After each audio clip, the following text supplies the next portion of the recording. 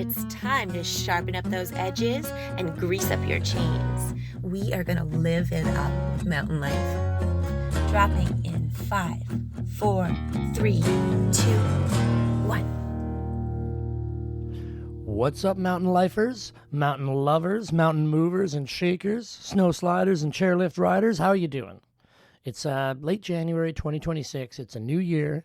And depending on how much or how little time you spend on the internet digesting news headlines designed to capture your attention and usually make you anxious, it might already feel like the cheese is sliding off the cracker a bit this year. And maybe it is. There's a lot going on out there, but I know the more time you spend outside, off the screens, the better you'll be at coping. My name is Feet Banks, and you're listening to episode 64 of Live It Up with Mountain Life.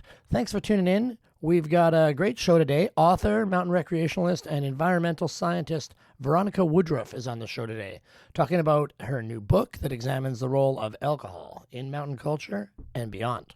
But before we get to that, let's hear from our Live It Up pod partners and good friends over at Citizen Watches.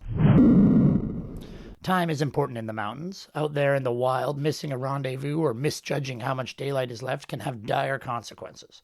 For over 100 years, Citizen have been known for creating quality timepieces and embracing ideas and actions that elevate society above self and respect the planet we love to explore.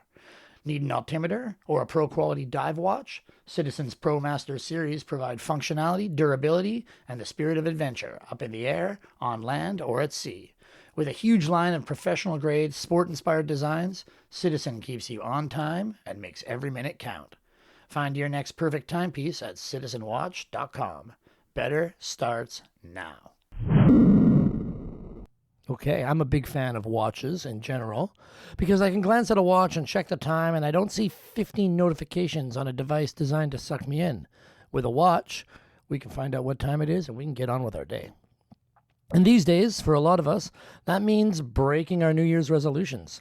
Now listen, there's a thought process out there that for people, especially those living in the northern hemisphere, in the cold, in the mountains, January 1st is not the time of year to try and upend your life with a bunch of New Year, new me malarkey. The idea here is that New Year's is still the middle of winter, temperatures are low, daylight is sparse, and really our bodies want to be hunkered down by a fire eating a hearty stew or something, not out trying to purge toxins, lose weight, learn Spanish, or whatever it is you're resolving to do this year or every year. Best to save that for the planet's natural time of renewal and new beginnings, the spring. The other side of the argument, of course, is every day is a good day to start trying to improve your health and wellness, no matter how short the days are and how cold it is outside.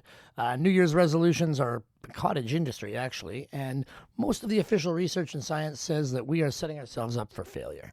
A 2023 Forbes health study found that out of 1,000 participants, only 7% turned a resolution into a habit that lasted a year or longer.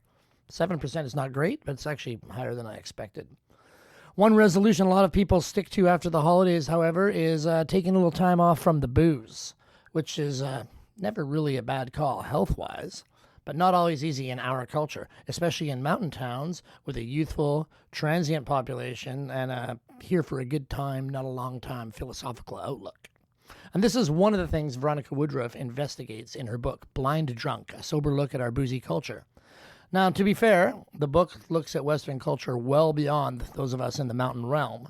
Written as a mix of study, scientific research, memoir, there's just as much attention paid to the martini lunches and cocktail parties of corporate culture as there is to the shot skis at Après. But Veronica is definitely a veteran of mountain culture. She's lived in and around Whistler since the mid-90s and points out early in the book that the official definition of binge drinking is 5 drinks for a man and 4 for a woman.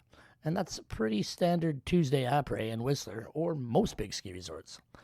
A few reassurances for our listeners. Veronica's not here to make you feel bad about your life choices, nor is she on a mission with this book to convince the world to give up their shot skis. Not in the book, not on the pod. What she does do is tell stories about people in her life and some outside of it, and combine that with a scientist's mind for finding and interpreting research and studies. It's going to be fun, it's going to be enlightening, and here's my conversation with Veronica Woodruff.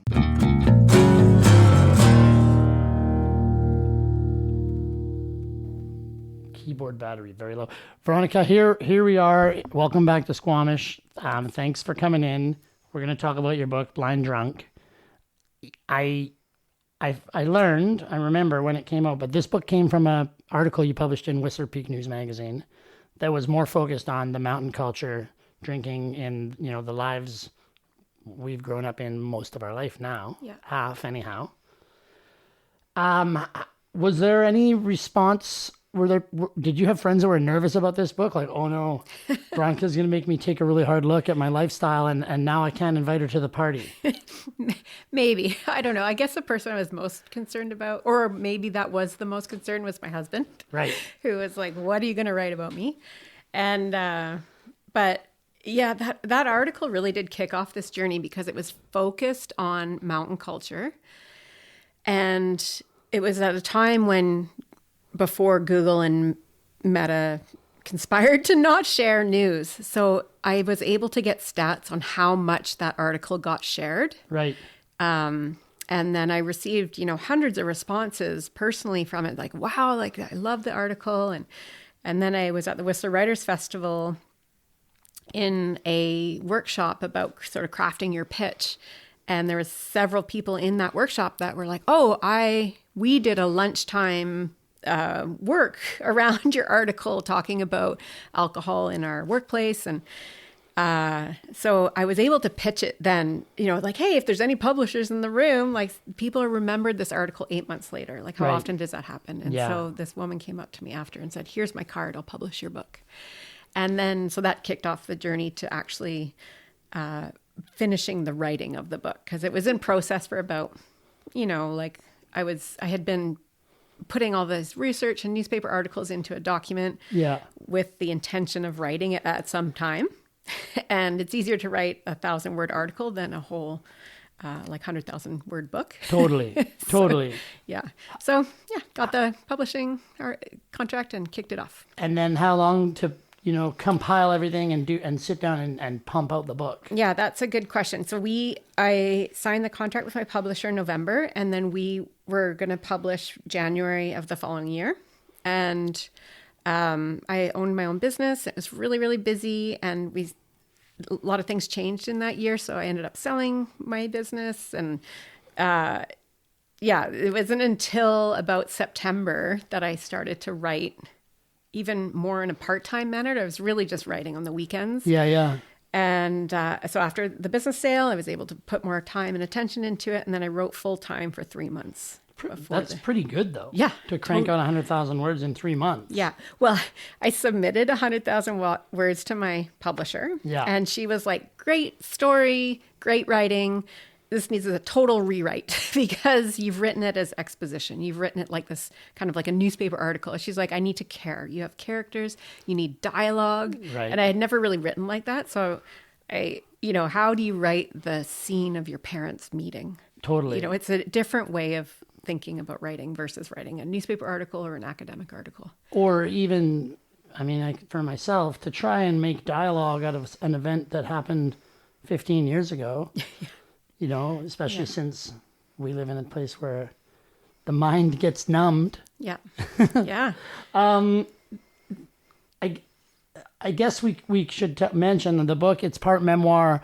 It's interwoven with science and history and studies about, alcohol, the effects, the history, prohibition, all these things. So that was really a neat way, because I think, if it's just a textbook, you're going to cut people out. If it's just a memoir, you're not maybe going to be able to make your point as well. So nice hybrid there. Was that always the plan? Like you said, you were collecting articles, and you come from a science background. Yeah. Was it an easy line to walk? Did that come naturally, how you wove in the facts with the personal? Yeah, I think that really aligns with who I am as a person. Like I work as an educator, and I've worked as an educator for I guess I'm in 30-year career now.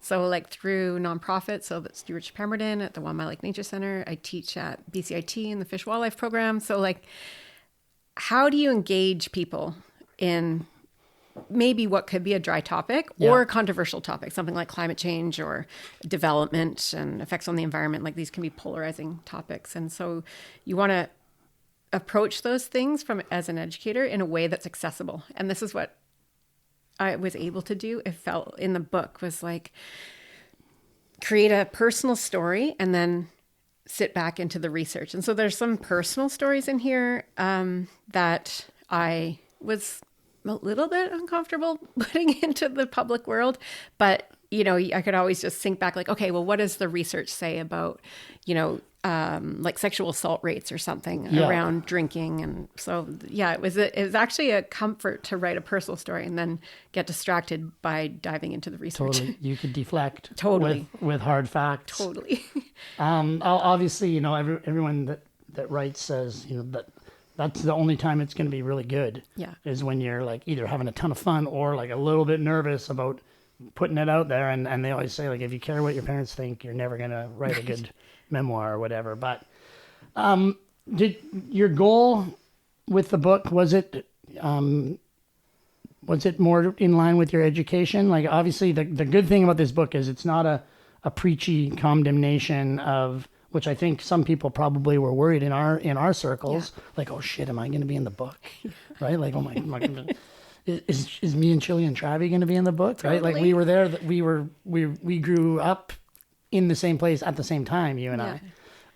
But from the outset, that's what you were hoping more as something that could, educate and illuminate without, making people feel shitty about themselves. Absolutely. And I think this is kind of, I guess the overall intention of writing the story is to make it accessible. This conversation around alcohol, like a more nuanced conversation. Because if you said like to somebody, even back in the day, like, well, you've already had 2 drinks. Are you sure you need a third? Like that could be received really negatively potentially. Yeah. And so just having the openness to, like the book, I wanted to be able to create this opportunity for a conversation around moderation, not abstinence necessarily. So it's not just about not drinking. It's about looking at what we're using alcohol for, the different reasons, and then the negative effects of that, and sort of kind of the trade-offs between, well, I really like this glass of wine after work that helped me relax, but what are the ultimate trade-offs there? And also because the line between drinking too much isn't clear. That's a big fuzzy line. There's no definition of when you're going to tip over into quote unquote alcoholism or substance abuse versus just, decompressing from a hard day at work. And I know you've talked about it in other interviews, and I think even on the back of the book, like the official binge drinking standards, as you say, that's a Tuesday après ski, right? 4 drinks. Yeah. So I do feel like the official literature it really puts people off right away. It's like, oh man, like I'm actually 6 times past what you consider a problem. I don't even want to know. Yeah. And I totally disconnected. It was 2016 when I really started to think about quitting drinking. And so again, like you and I grew up in the same era of in our 20s and 30s in Whistler. It was really fun. And alcohol, it's alcohol soaked. You never knew where the night was going to take you. It was always a bit of an adventure. And then when I started to think like, wow, is it too much? And started to look into not drinking and to look for the resources that could support me because I didn't really align with AA. I wasn't going to stand up in a room and be like, oh, I'm an alcoholic. Yeah. And because that really didn't resonate with me because I felt like based on my social observations, either as a bartender in my friend group, there was such a wide range of behaviors around drinking and how much. Sure, right? And like I'm not homeless, so I'm doing good. Yeah, totally. And I had so many questions. I was like, okay, well, what does an alcoholic mean? And is there another way to quit drinking without having to use this program that, forces this 12 steps and a lot of God in there. Doesn't always work for everyone. Like spirituality. And so I just, that didn't resonate with me. And so when I looked to the Government of Canada website, there was this picture of this woman on a couch and she was passed out and her wine glasses on the floor. And it said, while alcohol has some benefits, too much can, et cetera, et cetera. And so framing it in this way, when you're like just looking for a resource for help, and the very first phrase there says, most of us don't have any problems because this is healthy. like you just automatically you tune out. It's the same as the 4 drinks. Like that 4 drinks is a binge. It's like that doesn't relate to my experience at all. So, and this is prior to the changes in 2021. So I like where the Canadian government's gone with its guidelines because they're nuanced. They provide a range of like, well, this is low risk drinking. And this is moderate, this is high risk drinking. And then anything above this high risk drinking, which is still almost aligned with the previous high risk drink. So if you are drinking more than 10 drinks a week, there are going to be health consequences to that. Yeah. And that's quite from my Whistler days, 10 drinks in an evening totally wasn't out of the question. That culture, mountain culture, like it's a culture drawn to high risk, right? And so it's no surprise that high risk drinking is in there with all the other high risk things that those people seek out on purpose, right? I mean, I did see Chili drink 26 shots in a row, right? Because to see if he could. Yeah. And I mean, Chili's no longer with us. Yeah. But that wasn't, I don't know if it was related. But it's just interesting that the culture of, Whistler was built to party, right? Like it's a pedestrian village. You don't have to drive. There's a bar every 15 steps. You finish work at the restaurant, you've got a couple $100 in your pocket. Yeah. Even just to get to the bank or to your car, you pass 6 patios that are full of your friends, right? Like it's, and everyone's young. Yeah. And, youthful people are not thinking. I imagine it's a lot easier to cull your desire to drink in your 30s or 40s, raising a family, holding down proper career, as opposed to, I don't have to be at work until 5 p.m. tomorrow.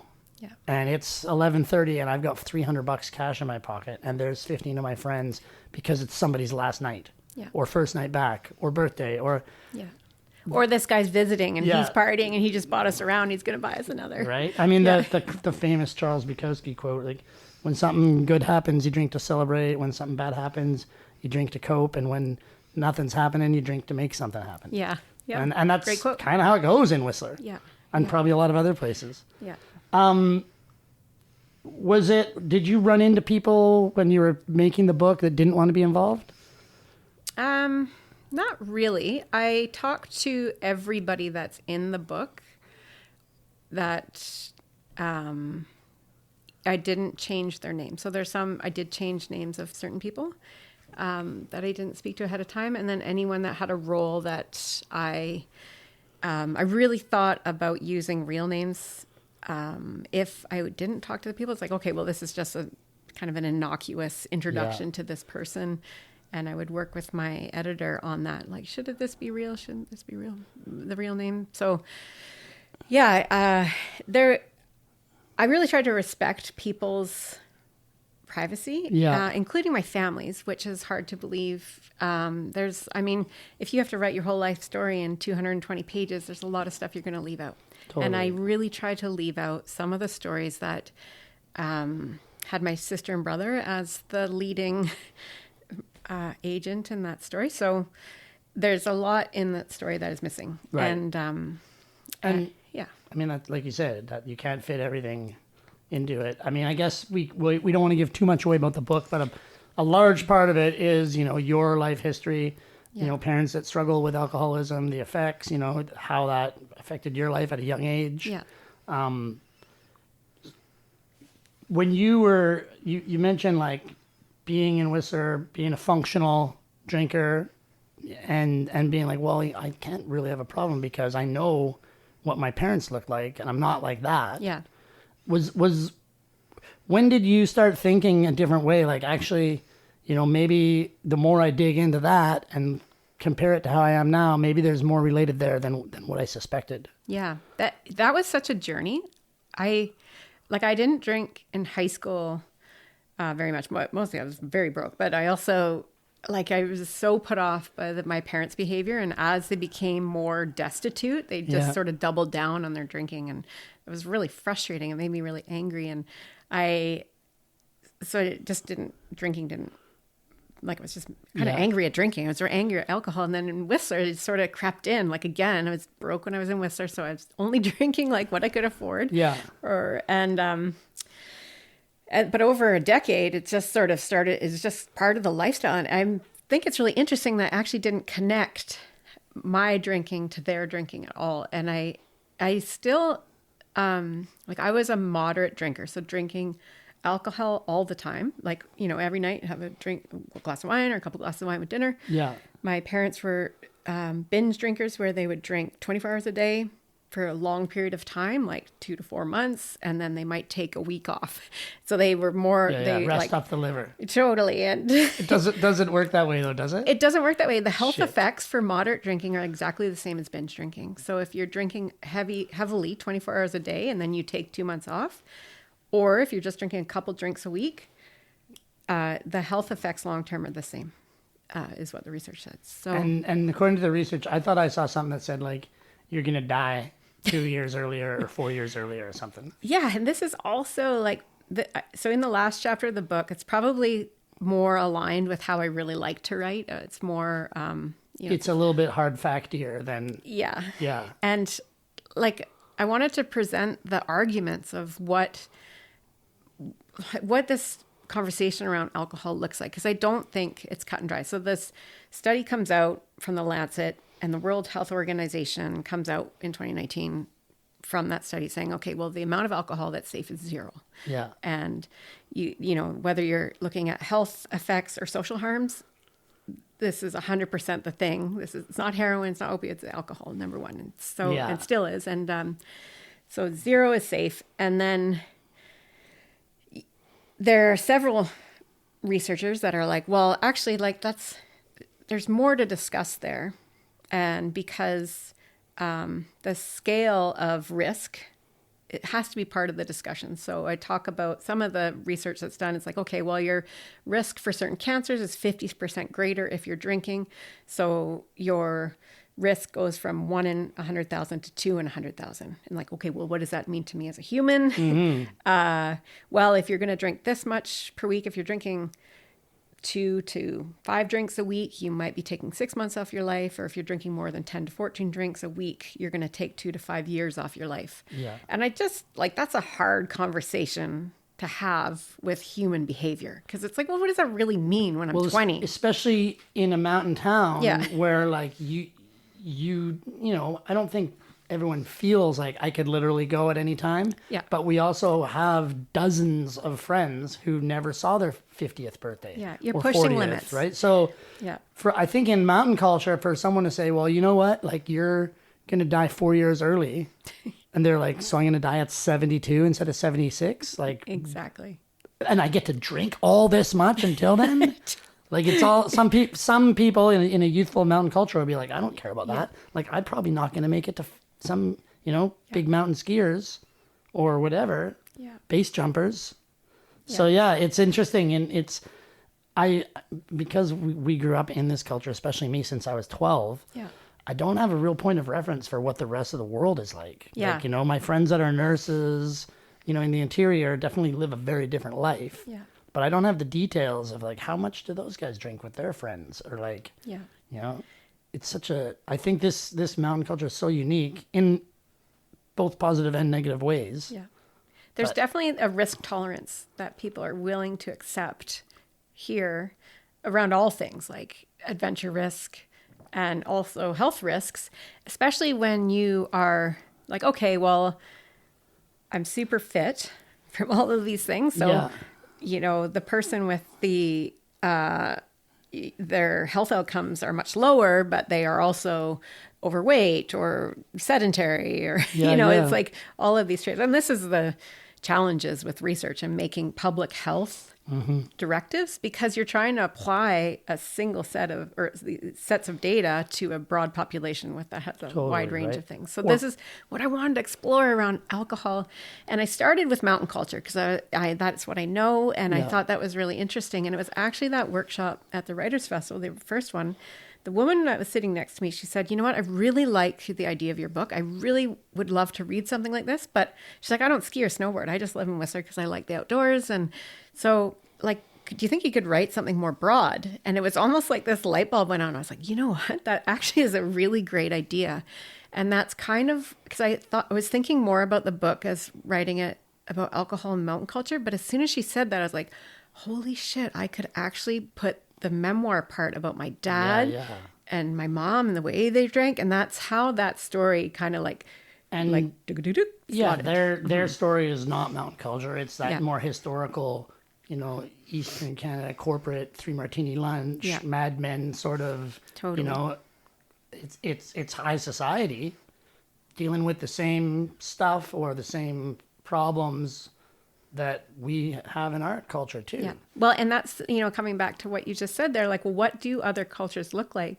And that was really interesting to say, like, okay, well, what does the research say about, drunk lawyers or drunk doctors or first responders, firemen? And there's actually quite a bit of it. And so the more you could look at any of these different sectors or professions and start to dial down, it's like, wow, this isn't just mountain culture. There's threads here. Yeah. That it was really interesting to follow in the book with all these different professions and cultures.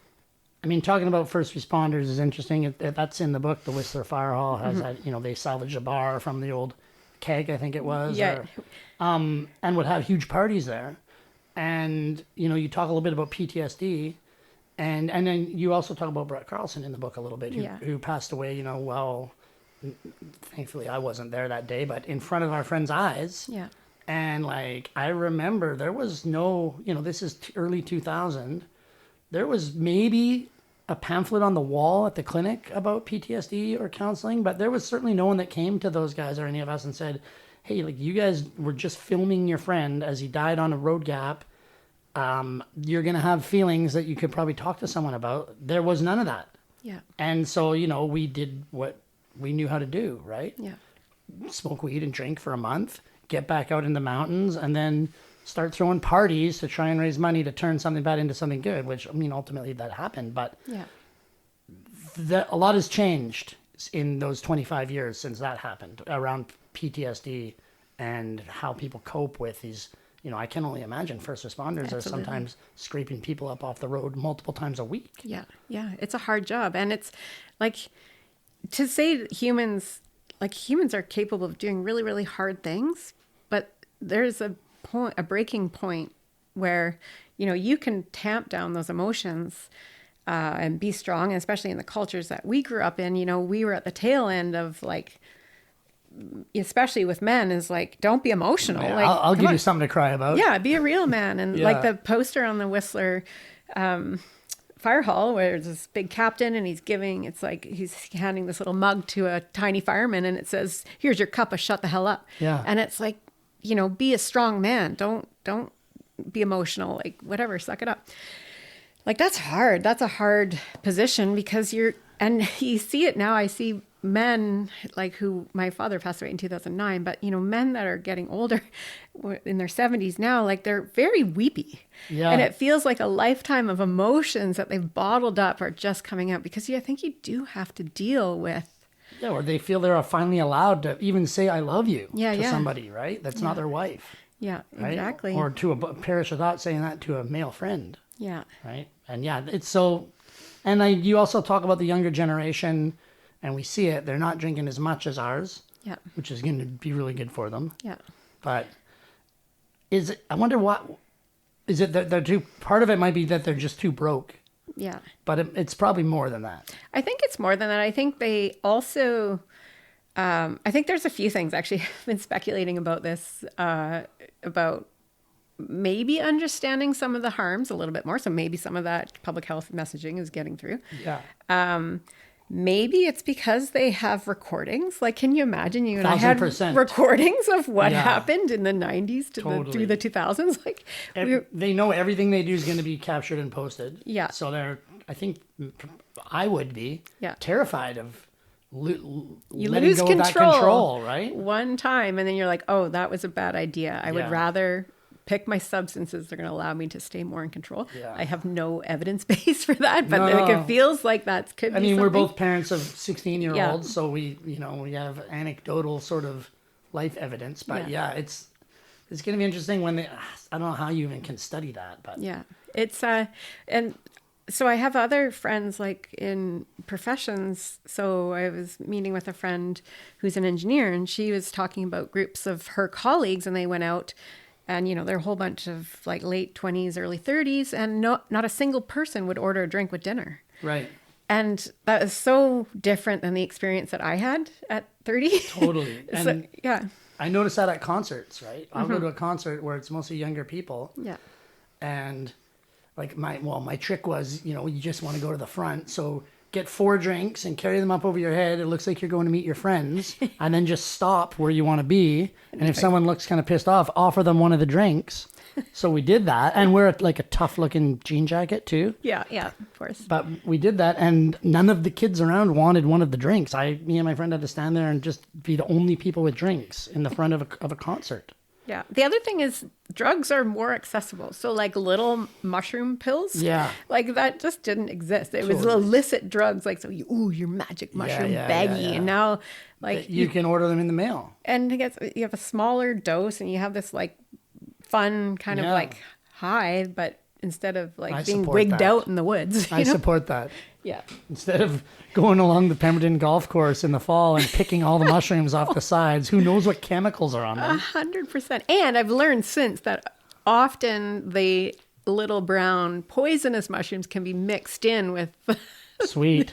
Yeah, I know. Yeah, right? I mean, you gotta... Yeah, if you're gonna go picking mushrooms, you should be the kind of person that really has a good memory of what you're supposed to be looking for. Exactly. I mean, talk a little bit about that, because you came to Whistler and got into it. I believe kind of through volunteering, but you built your career as a scientist in the natural world. Yeah. Alongside supplementing it with food and beverage and service. But talk about discovering and going down that path. Yeah. So when I grew up, my sister, my brother, and I are all adopted. And so we were adopted into this family that was incredibly wealthy that ended up losing all their money. And they were incredibly like metropolitan people. Like I don't think my mom and dad ever stepped off of concrete. They never would walk on a trail.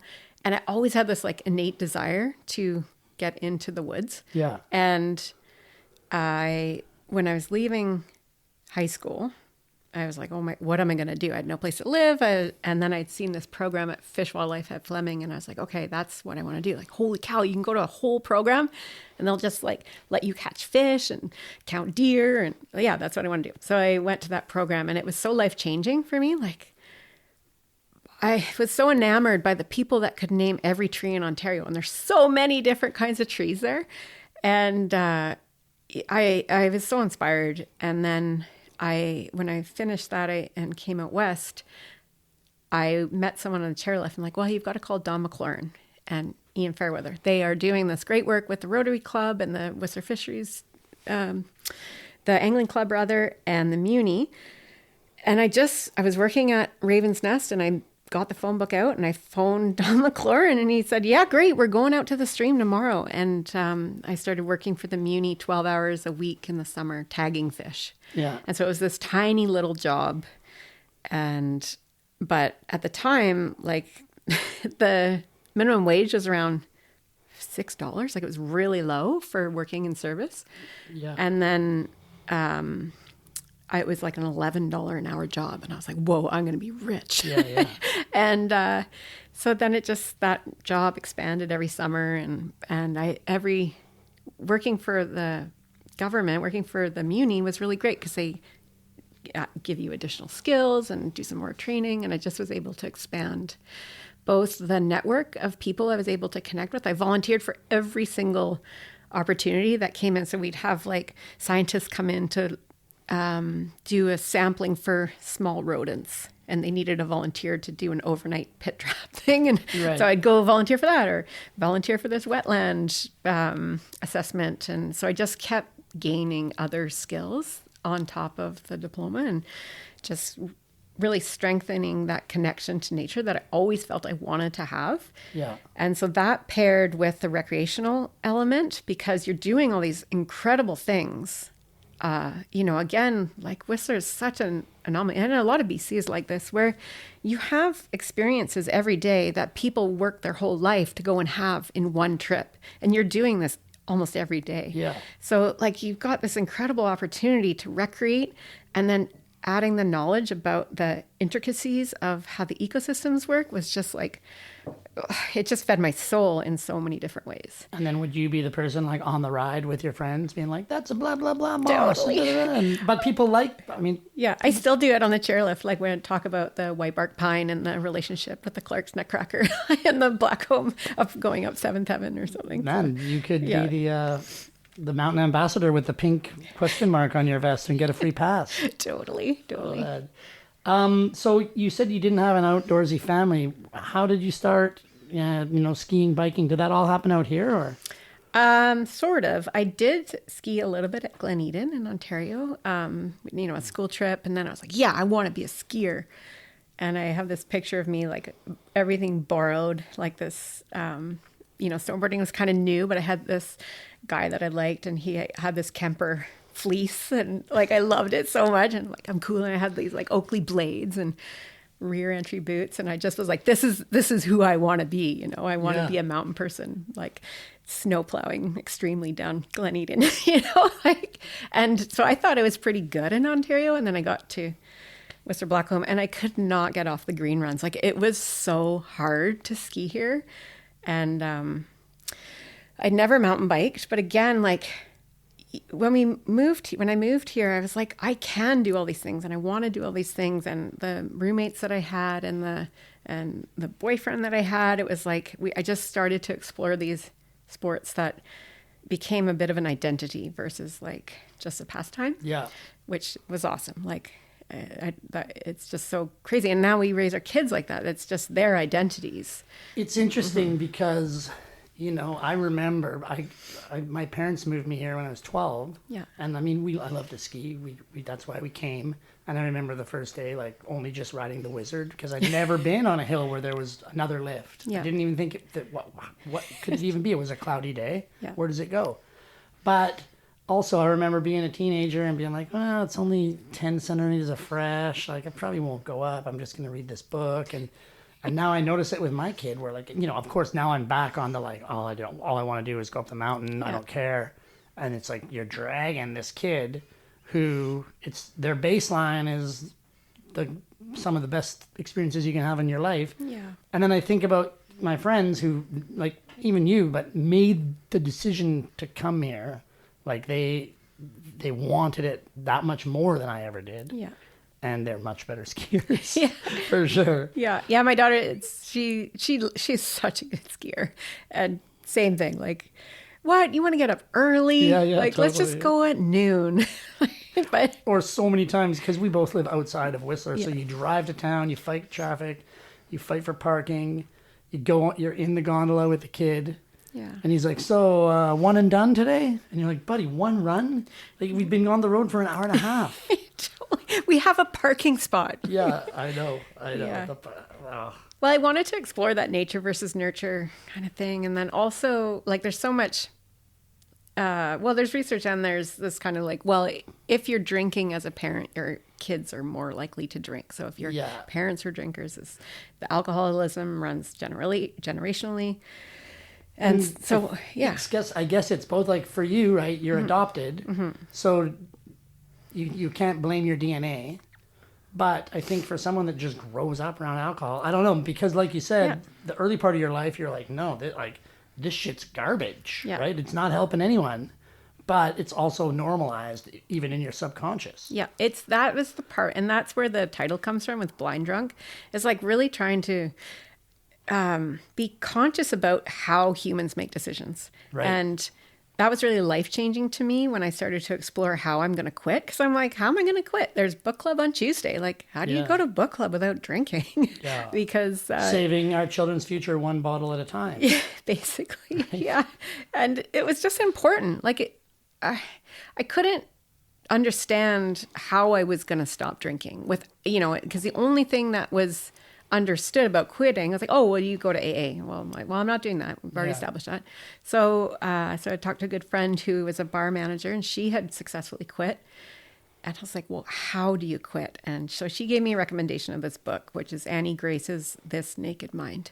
And that book really focuses on how humans make decisions. And it was really life-changing, not only for starting to be more reflective about why I was drinking and why I was choosing to drink, but also like how I was making decisions, both in my relationship and my professional relationships and it really just kicked off this exploration for the next decade on how humans make decisions. Right. And I must have been, I listened to you speaking with somebody else, but you said you figured out, like, if you were going to reach for a glass of wine, you were either hungry, angry, bored, or lonely, tired. Yeah. Well, so this came from, this is like an addiction model where you look at hungry, angry, lonely, or tired, HALT.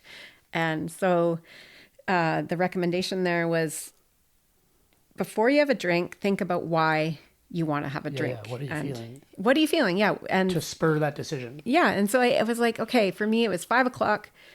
The wine would have poured itself. Like, I literally was making dinner and it's like, oh, look, this glass of wine is sitting right here. Yeah. That it already poured, like ready.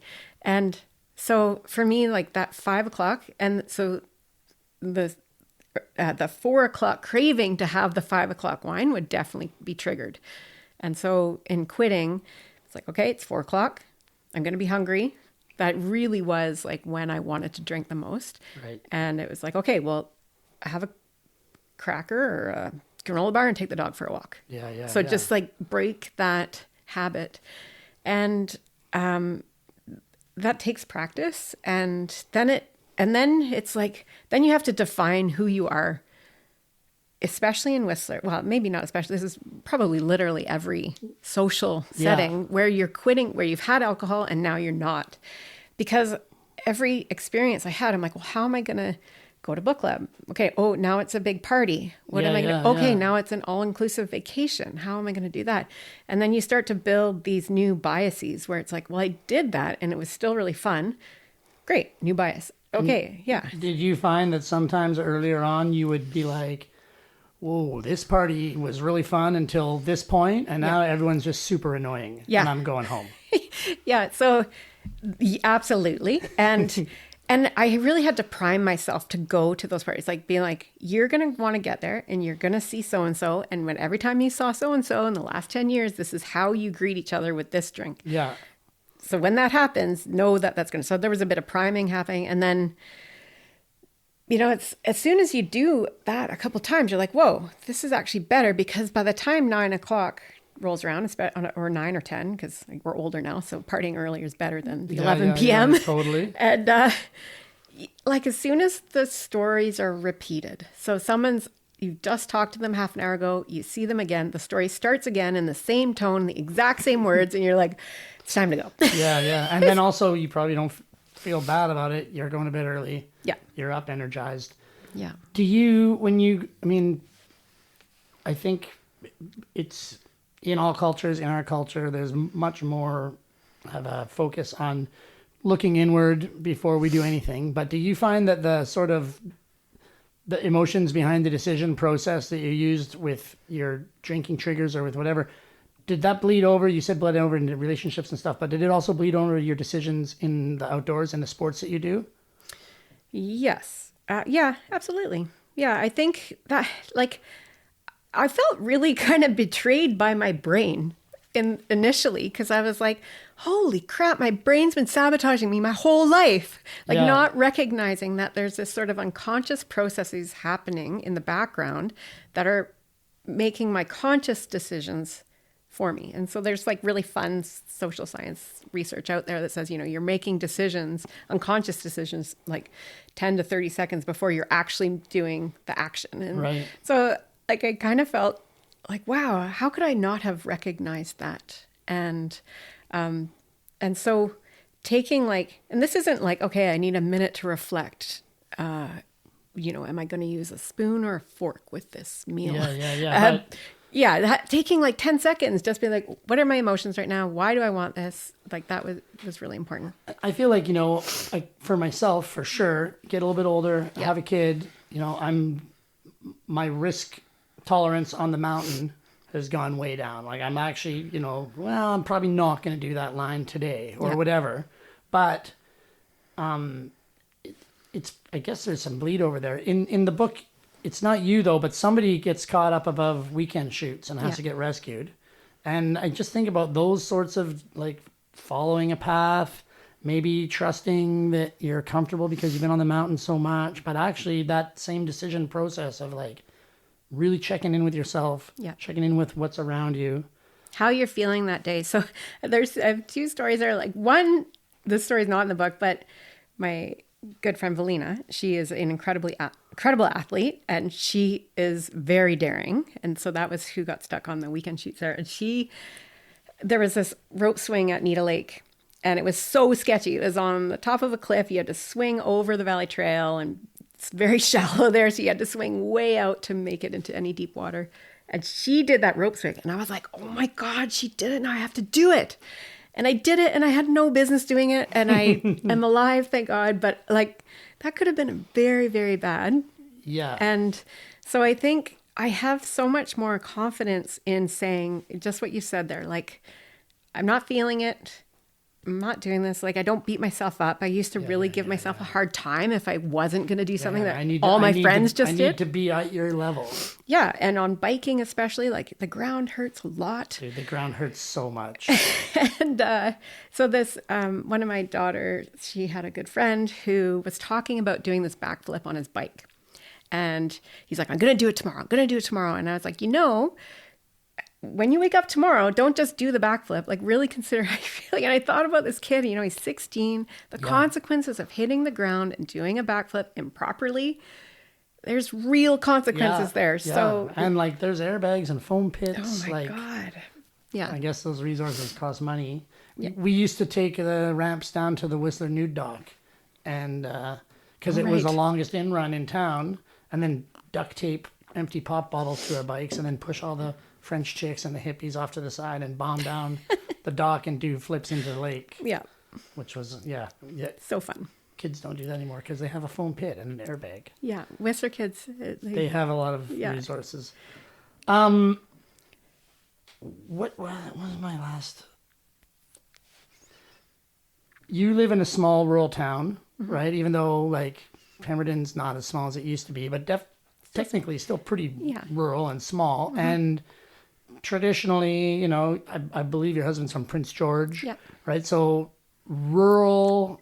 Did you in your research notice a difference between the issues with alcohol in rural communities versus urban communities, or in resort community versus regular towns? Yeah, there's some like local health authority research around that, both for BC and even regionally for Vancouver Coastal. And that shows that the rural communities drink more than urban communities. Right. And part of it might be just because there's nothing happening. Yeah, totally. Like sometimes you could go to, I guess it's different now with Netflix and stuff, but in it, if you can go out to a movie theater and that's a night out, you can do something without going to the Legion or staying home and having buddies over to drink beer. Yeah. Having buddies over to drink beer, having a friend over to share a glass of wine, it is a real reason to get together. Like, it is hard for me on Friday night to say I'm coming over for nothing. Yeah. But I'm coming over with a bottle of wine. I really need a glass of wine. Like, that's a totally valid reason. Yeah. And, we are social animals, right? We want to be around each other. Yeah. And that, it's a very simple reason. Yeah. And you can do it for tea. Yeah. But nobody I know does. Yeah. You have to recreate that opportunity for connection. It's not, and it's not that easy. Like, alcohol is a really good social lubricant. Yeah. And so you're creating those opportunities for connection with this, again, it's like the ceremonial nature of alcohol. Like, let's have this glass of wine. We've had a hard week. Or, again, if looking at mourning, because with Brett, for example, the celebrating his memorial every year with Moosehead was it brought people together, and sometimes it's people you haven't seen since you did that last year. Yeah, exactly. And and you've sort of got this rooted in alcohol, and I think there, and this is why it's not just, it's all bad. I think that it is a valid conversation to have a nuanced view of let's get together and we'll have a Moosehead, but do we need to tip that into Yeah. moving beyond just the ceremonial nature of drinking and for that social connection reason. So it's interesting because I think that mental, emotional association with it is more addictive than a physical feeling for me, right? I'm sure it's different for everyone, but it's not like a physical dependency. It was like, I need this wine. Yeah. It's like, I'm going to go have dinner with people that I love. Yeah. And of course I'm going to bring wine. Yeah. I think a lot of people are afraid that if they stop drinking or slow down their drinking, that they're not going to have as much fun. Yeah. But your experience is... You definitely, it's just different, and you have to be open to the difference. And these are this idea, like for me, I have seen people that have gone through AA that mourn the loss of alcohol. And, you know, they're like, kind of like, they'll come to the party and be like, oh, I wish I could have a drink. It's like they're like exuding this need to have a drink that they're trying to use willpower to fight. And I don't think that's going to work ever. It doesn't sound very fun. No. And so like, I think recognizing that, you know, for me, there's no, you don't tip into addiction. Like when you do that, you never know. And so for me, I was drinking moderately. I ran over my dog. This is a bit of a spoiler. That really, I was not drunk. It was in the morning. And I was going to a conference. He was really old, and he happened to move really quickly. It was, going like 5 kilometers an hour. Freak like, accident. Almost. Oh, it was so heartbreaking. And I was so upset, and I really used alcohol as a crutch to get over that loss. Like I cried myself to sleep for months and months. And the alcohol was such a good way to make my brain stop accusing myself. Totally. And yeah. Looking back at that now, in hindsight, what other crutch would have been available to you that could have been used? You know, I think now that I know, for me, like, because I think that for me was the tipping point from where I went from moderate, because after that, it was like, you know, 3, 4, 5 months after that, I'd already been thinking about quitting, but then I was like, holy shit, I'm drinking too much now. And then when I tried to moderate, it was too hard to moderate. It was like, this quote that I got in the book is like, 1 is too many and 1,000's not enough. Like I could not, it was easier for me to not drink at all. But if I had 1, it was like I could have many. Yeah. And so I was incapable of moderating. And I think that was the real difference between where I was to where I got to. And then I was like, this is now a problem because I don't want to not drink. And so now, like if to go through something really tragic, and I talk about the same friend that I had, that I talk about in the book, who gave me the recommendation for Annie Grace's book, her house burnt down. Probably 4 years after that her and I originally spoke. And I was thinking like, oh, I wonder if she's gone back to drinking. And I phoned her up, like, what do you need? How's it going? And are you drinking? And she's just like, oh, thank God I don't have that monkey on my back, because that would have made this so much worse. And that is the reality about using alcohol as a crutch, is that you wake up, it really does perpetuate more alcohol use when you're using it that way, because you feel worse, you think it's the antidote, and you're kind of in this loop of like, oh, I feel so crappy, I'm going to use booze because it's easier, and then booze makes you feel crappy, and on and on. And it's a reframe about, holy, I'm so lucky I don't need this anymore. And that is where I'm at today. So I think about tragic events like that, like what would I do? And, you know, for me, I would probably rely on nature a lot more. Yeah. Because like, it's just such a comfort in the woods, you know? And I feel like, you know, one of the reasons personally that I used to love, you know, going to the Beagle and closing down the Beagle and just going as crazy as we could, is because it was a fast track or an easy way into that singularity of focus where you're out, you're partying, you're not thinking about the fact that I haven't done my taxes this year. Yeah. You're not thinking about, you know, all the problems in your life are gone because you're in the moment, or at least I was in those times, which is I love, because you can just think on your feet, react, probably not as quick as I thought I was reacting, but you know, you get that on the ski hill, dropping into a big line. You get that on the bike. Like there are other more difficult potentially ways to get to that, you know, flow state, whatever people want to call it. But where the whole world drops away. Yeah. I think some people, maybe alcohol is just the easiest way for them to get to that. And it's effective. It's really effective in doing that. Like, and I talk about this where, Malcolm Gladwell explores this in his book about that myopic effect, where it's just, you become singularly focused, your cares fall away, and it's just, you're in the now, you're in the moment. And but all of those things that you should care about are still there, and it's harder to deal with them the next day with the lingering effects of what booze does to you physiologically. Yeah, so. I think, going back to the idea of like, am I still going to be a fun person? Yeah. If I give up drinking. You talk about Brett Tippie in the book, right? And I've spent time with Brett Tippie, as all of us have in this area, before and after. And Brett Tippie's still really fun. Yeah. Right? Maybe even more fun because it's a little bit less unpredictable than he used to be. Like, so you definitely, like, there are plenty of people that are just as fun that I remember. Yeah. Without, being as party fiend. Yeah. And there are relationships that will fall away, the ones that are really rooted in the alcohol because you were good drinking buddies. Yeah.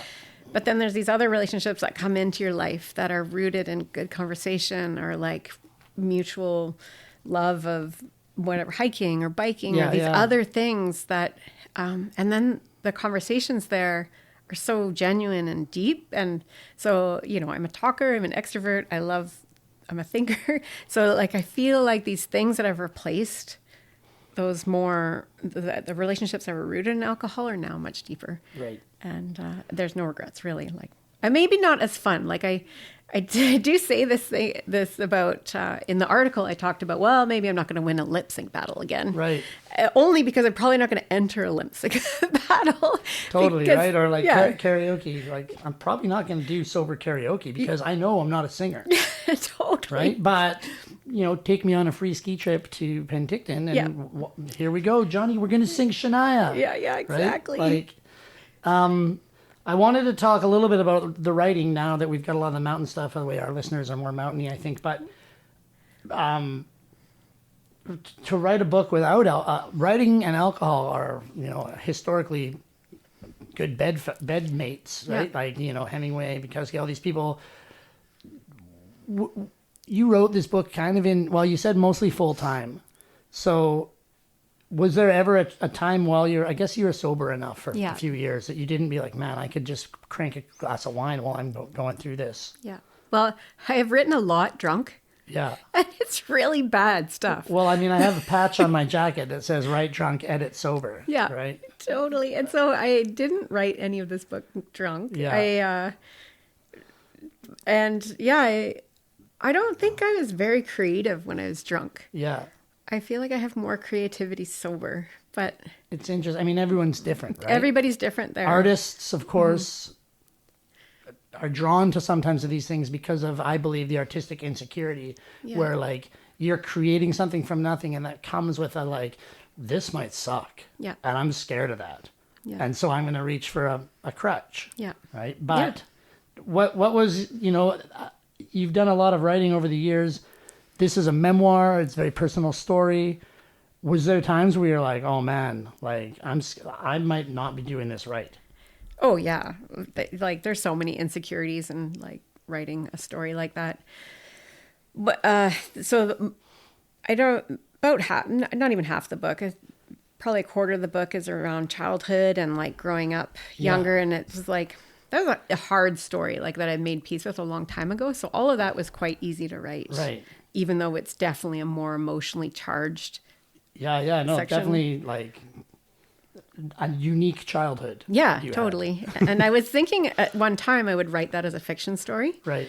And I think this is a better way for me to have gotten that out. Like I did always want to write a book. I always felt like I would write a book. And then, it was easy to write. Like there was no real, like, no, what should I write about? And I was more selective and cautious about what I included about my more recent life, say in the last 20 years. Yeah. Because, just because I'm still living that life. And I really, again, like you asked about friends, and I didn't want to throw anyone under the bus. Like it's just not who I am. And the book it's not preachy or judgy really at all. Yeah. Which is a nice line to walk, because I think that's what a lot of people's fears are, is like, oh my God, Yeah. Veronica's book's going to make me look at parts of myself that I've been purposefully not looking at. Yeah. Right. And like, there's a lot of books around quitting drinking that are very judgmental, and that, you know, you either, if you're a drinker, drinking is bad, end of story. And I don't feel like that. And some of the discussions around that was like, people feel really uncomfortable if you're not drinking, because it makes people have to reflect on why they are drinking. Totally. And I don't know if that's a conscious decision in the moment, but I do feel like there's some validity there. I think there is, for sure. Where it's like, especially if I did talk about being in the restaurant and with friends, and like, I would drink the first 2 drinks pretty quick. I had a friend that used to order like 1 to tip and 1 to sip. So I would, okay, I've drank 1. I better try to drink this one, match the pace, because I didn't want to be seen to be drinking, ordering 3 to everybody's 1. Yeah. So like consciously watching how people are drinking and matching your pace. Do you think part of that is because of you're a woman? Like we, you know, me and Chili and Travi would almost do that on purpose. Yeah. Right? To build a, like, no, watch us. We're the heavy hitting. We can do it. Yeah. But do you think it's a different paradigm for men and women in our culture? I think it depends on the context of who you're with. Right. And so especially when you're at a responsible dinner of some kind, right. You know, like work dinner. Totally. And just like, it's hard line to, you don't want to be judged, and there's judgment around alcohol consumption. And I guess that's maybe something that we don't have that much of in the culture that you and I grew up in Whistler, where there wasn't, the judgment was more like, what? You're not having another one? What, are you pregnant? That's almost every time. Or you're the driver? Like, those are the only valid reasons to not say yes. And I do think that culture is changing. I do think 5 years from now, this book may be too late for a nuanced conversation, because I think people are not drinking as much in some cases. Like, you know, I'm 50, like people are starting to shift out of the party mode. Yeah. And you can see the people that are still in it at our age are like... One thing that's really shifted is the conversation around drunk driving, right? Yeah. And there's like a crazy life hack in your book, which I don't know if this is something we should be, but like how your dad would always have a jar of peanut butter in the car. Totally. In case he got pulled over, he'd just hammer some peanut butter. Yeah. Which... So weird. I mean, on the one hand, kind of brilliant if it works. Yeah. On the other hand, like, drunk driving. But when we were young, you know, in the late 70s, early 80s, especially in rural areas, drunk driving was pretty normalized. Yeah. And even in Whistler in the 90s, pretty normalized. You'd even get pulled over by the cops with open booze, and they would be like, dump out the booze. And then like you keep driving away. Like, and I mean, the good thing up there was everything's really close. Like, no one's driving that far. Yeah. Which you shouldn't, it doesn't matter. I'm just going to the corner store or whatever. But I feel like the national or the cultural conversation around drunk driving has really changed. Yeah. And I think that's where a really good example between culture and policy. So I think it really changed when the tolerance went to 0. Right. You know, it used to be like, okay, 0.08. Because it's the same thing. Like, well, I'm taking a risk, but I might make it inside the line, right? Like, and then I'll get a ticket. And nobody knows what their own personal, you know, if I have 2 drinks, am I at the line, blah, blah, blah. Where when it's 0, everyone knows what 0 is. Yeah. And driving suspensions and impoundments, like as soon as the laws aligned with the risk, people were like, okay, well, I'm not going to do that. Yeah. When it was like, you might get a $78 ticket, it's like, okay, I think I could have one more. Just the tax. Yeah, totally. You talk, it's obviously not in the book, but you talked about choosing not to self-publish and going with a publisher.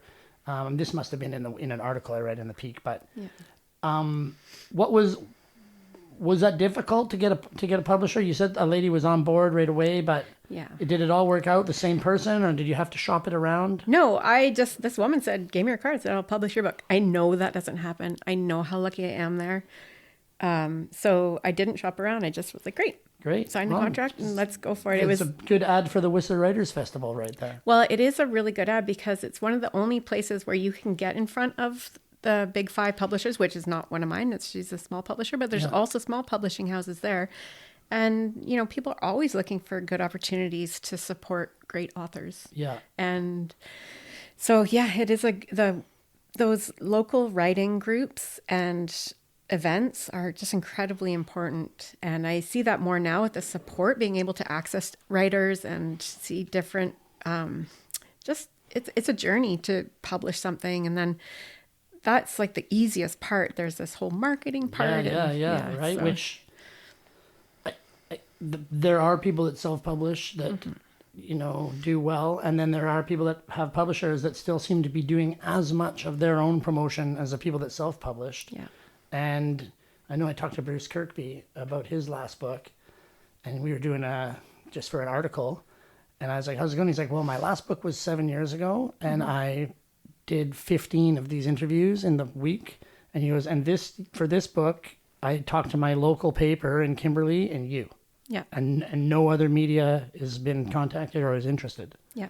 So, well, and it's hard. Like my publisher isn't getting any traction with CBC or other local medias. Like, and it's, you know, it sort of starts out, but I'm looking forward to the conversation in January. Feels like January is just such a good time to talk about alcohol. Yeah. So, everyone wants to, everyone's broke and kicked in and fat and they feel like shit. and they're like, and they're I ready need to make some changes in my life. Resolutions. Yeah. So, well, I mean, I don't have any more questions. I guess one thing would be if they're, you know, buy the book, but if there was somebody that was sort of on the fence, you know, could use your story as a kicking off point, is there any couple pieces of advice that you'd have for someone that is like wants to even just take a different look at their alcohol consumption? I think everybody should take a moment to understand the risks to drinking alcohol, why they're drinking alcohol, like really have that reflective nature of like, where am I at? Like take personal stock about how much they're drinking, what that actually means in the context of their own health, their social life. And if they do want to slow down, if someone is looking for resources to slow down, I think we're in a different like media context now where we have, you know, there's podcasts and there's different books and websites and apps now that can help support reducing use. And I think you don't get to know yourself as a drinker. I think you have to, and it's not just about taking a month off. Like alcohol is detected in your hair for a very long time. So taking like a year off just to see who you are innately without booze is not a bad idea. It's actually really fascinating about how much clearer your thought processes become, how good sleep can be. Like I think it's just worth it to understand yourself without the booze for a short period of time. Yeah. Perfect. Well, there we go. And probably this will come out in January. Great. So everyone, now's the time. Give her a go. Thanks, Veronica. The book's called Blind Drunk. Pick it up at a bookstore. There's a website. It's probably, is it through the tidewaterpress.ca? Yep, you can get Tidewater. It's on my own website, blinddrunk.ca, and then it's available at bookstores and, of course, online. It's pretty much available everywhere. There you go. Support your local bookstores. Exactly.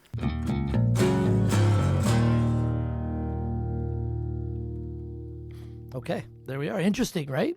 Thank you, Veronica, for coming on the show. Her book is called Blind Drunk, a sober look at our boozy culture, and it's put out by Tidewater Press. If you have an independent bookstore in your area, ask them to bring it in. Amazon is handy, but you know they don't care about you or your community, so give your money to someone who does whenever possible. On that note, the Mountain Life shop is always open if you want a new toque or something cool, and the winter issues of the print magazine have either just dropped or are about to drop, so keep an eye on mountainlifemedia.ca. Beyond that, thank you to Shirai Rules and Adrian Gendro for the voice and guitar work off the top.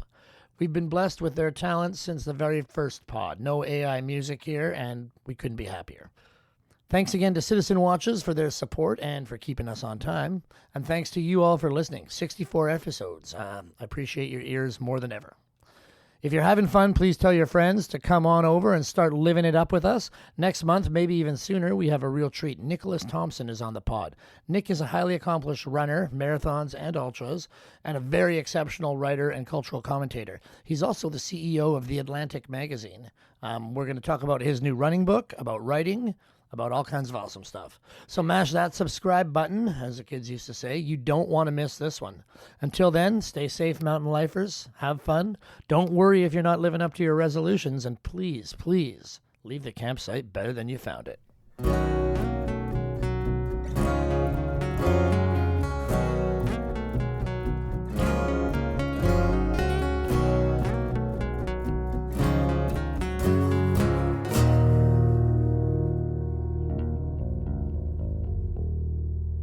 Hey, buddy, have you got the time? Or is it time to get yourself a new Citizen watch? Did you know their EcoDrive watches are powered solely by light, any kind of light? Or that their atomic timekeeping watches are constantly syncing with atomic clocks all over the planet to ensure your watch's margin of error never exceeds 1 second every 100,000 years? Check out that kind of wild tech and all the great watch options at citizenwatch.com.